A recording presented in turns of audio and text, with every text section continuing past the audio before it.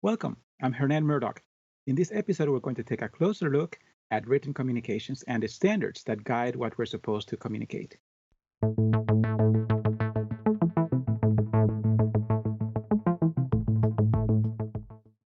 So, a great deal of what internal auditors do is communicate in written form with our stakeholders the results of our work. And we have with us Kathleen Crawford, who's going to help us navigate some of the standards that provide some guidance about these matters. Welcome, Kathleen. Hi, Hernan. So, internal auditors spend a great deal of time writing and communicating in written form the results of their work. Can you help us take a closer look at the standards that provide some guidance around how we're supposed to provide written communications to our stakeholders? Absolutely. So, our first couple of standards are communicating results and then the criteria for communicating. So, 2400 says that we must communicate the results of our engagements. And it seems pretty simple. Why do we need to be told? But it is important that we articulate this so that our stakeholders understand that we have this responsibility. 2400 and 2410, which follows it, are standards that apply equally to assurance engagements as well as to consulting engagements. Then, with regard to criteria for communicating, 2410 tells us that we must include engagement's objectives, scope, and results. So the entire arc of the audit should be communicated thoroughly. What we set out to do, so what were our objectives with regard to the audit, what was the scope of the work performed, and what results did we get? In a way, it provides a little bit of context to the reader to understand why we did the review in the first place, what was reviewed, and then we finish that with what are the results of that exercise. And it makes sense too, because some of our audits can go on for quite a long while. And to Mhm. recap that for everyone's benefit, also some of the stakeholders who receive these final communications in the form of audit memos and audit reports, they may not have been as tuned in as the folks that we've been dealing with for ever how many days, weeks, or months. So it's important to package it for those stakeholders as well. That's right. In fact, to your point, 2410.A1 says the final communication of engagement results have to also include applicable conclusions and the recommendations or action plans. So the standards that we looked at a few moments ago were more general in nature and could be thought of as applying at any point in the audit process. But when it comes to 2410.A1, we're looking at the final report. The final report has to have conclusions as well as recommendations and action plans.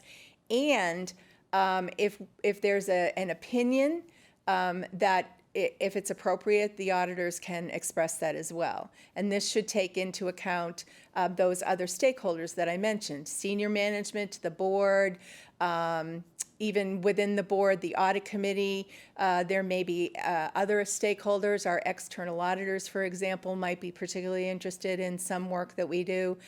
So these stakeholders' concerns have to be taken into account, and the work needs to be supported by sufficient, reliable, relevant, and useful information, as one would expect. So, as we're talking about, an opinion is not an empty opinion, it is one that is backed by facts, figures, and the results of the research and the work that was done. So, that's an Absolutely. important thing to clarify as well. Very good. Yes. What else does it say?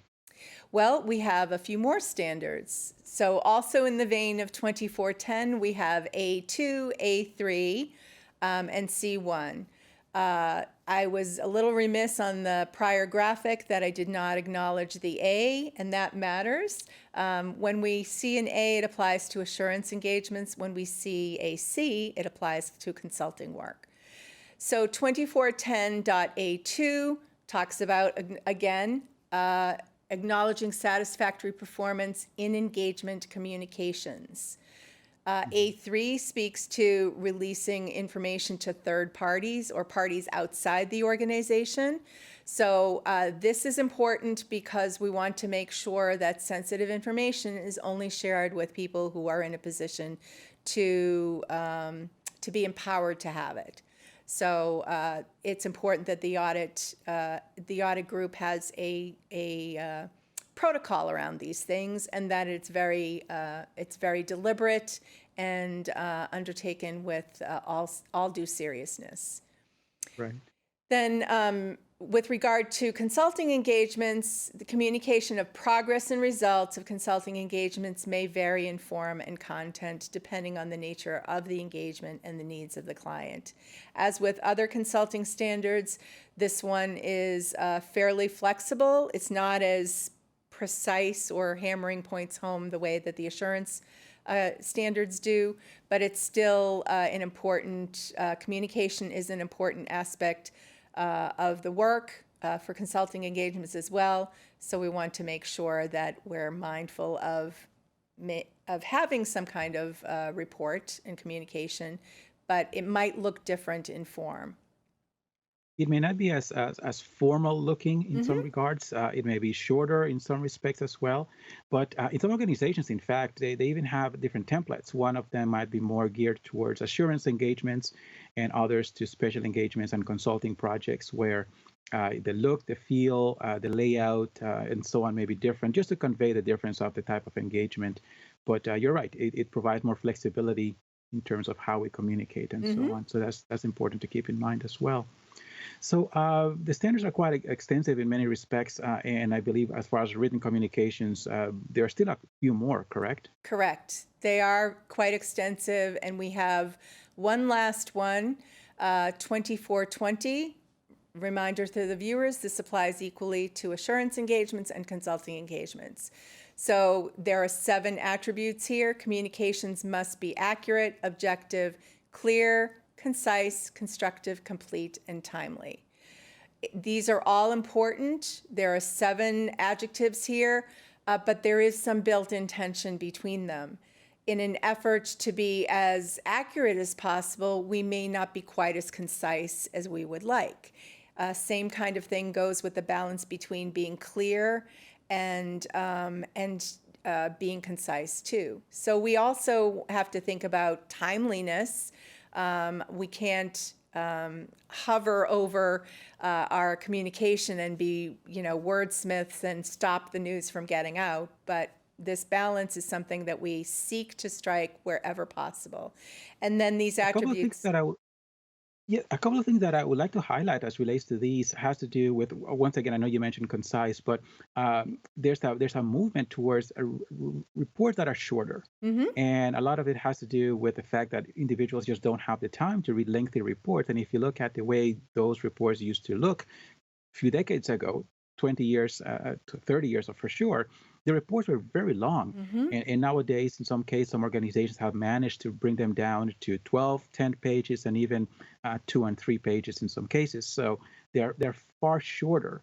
But that being the case, we also have to be careful not to leave out something that is going to be critical. So in terms of clarity, accuracy, completeness, we can't compromise those elements. And the other one Absolutely. that I really want to underscore is timeliness. As we go about writing and trying to incorporate all the details and facts and trying to get the right tone, we should be careful that the clock doesn't just keep going and going and going, and weeks and months go by. But unfortunately, I've heard from so many auditors who struggle with that, and in some cases, it takes them too long to get their reports out. So they should probably take a look at their processes to make sure that they weed out any dynamics that are slowing down the publication of their reports. Absolutely. I could not agree more. I could not agree more. Timeliness is crucial, especially with really significant issues. We want to get the information into people's hands. And just because we might have socialized it orally, the job isn't done until everything is tied up, and the audit report is the final thing that that puts a cap on it. So if we're not getting things out quickly enough to our clientele, they may delay taking action, which could be quite costly or detrimental to their functioning.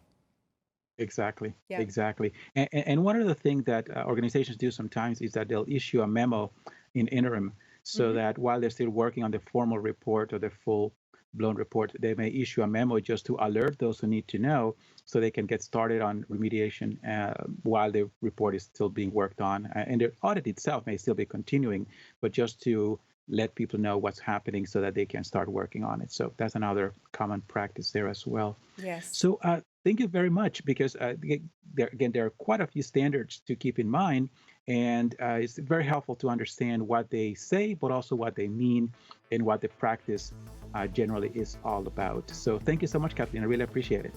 It's my pleasure, Hernan. If you like this series, subscribe to the ACI Learning YouTube channel to enjoy more audit-related content.